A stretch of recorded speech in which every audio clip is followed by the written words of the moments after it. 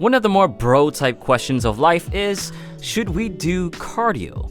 Now, any true bro won't even know what cardio is, but really there has been cause for concern from the fitness community about cardio potentially hurting our muscle gains, a notion born from a simple understanding of muscle physiology. To build muscle, we need resistance training to create a muscle growing stimulus, and we need more nutrients to feed said muscles. With cardio, we're trying to burn calories in order to burn more fat. So on one hand, you're trying to lose mass and burn more calories. On the other hand, you're trying to gain mass and consume more calories. Not exactly complementary goals. And there's also the matter of competing muscle fiber adaptations. Cardio, specifically steady-state cardio, stimulates type 1 endurance muscle fibers. Resistance training leans more into type 2 fibers. Trying to stimulate both simultaneously supposedly hinders maximal adaptation for both.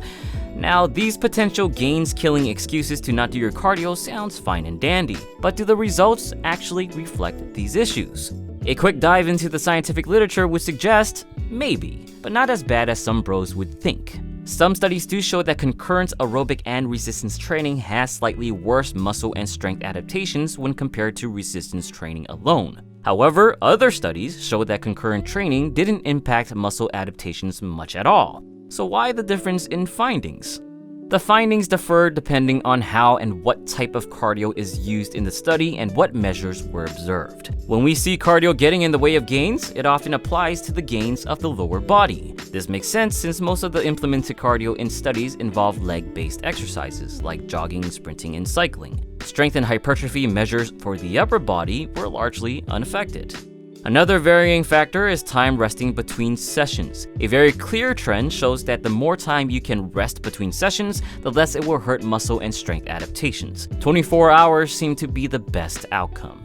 Cardio intensity also plays a role. Pairing resistance training with low-intensity steady-state cardio usually hurt muscle and strength gains. Interestingly enough, pairing resistance training with short-duration high-intensity cardio, like HIIT, had little to no impact on strength and muscle gains. This actually matches the competing adaptations theory mentioned earlier. Steady-state cardio is type 1 fiber dominant, which competes with resistance training's type 2 fiber stimulation. HIIT, on the other hand, stimulates more type 2 fibers, sharing similar adaptations to resistance training.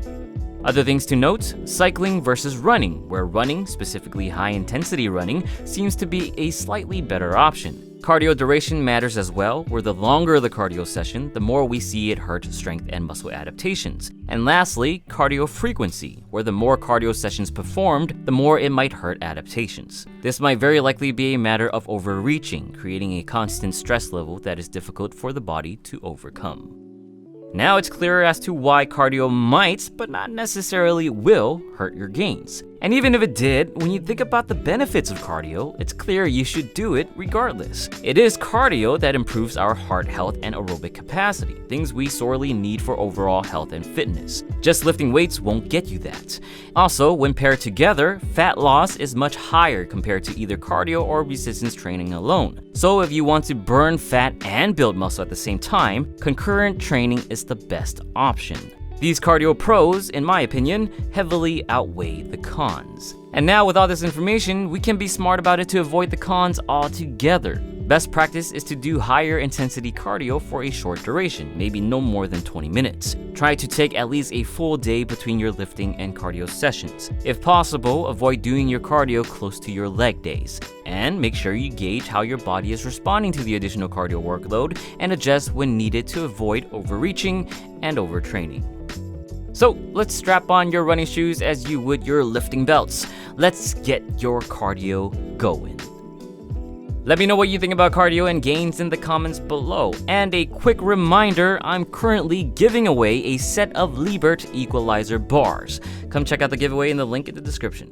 If you enjoyed this video, please give it a cardio thumbs up and share it with your gains-loving friends.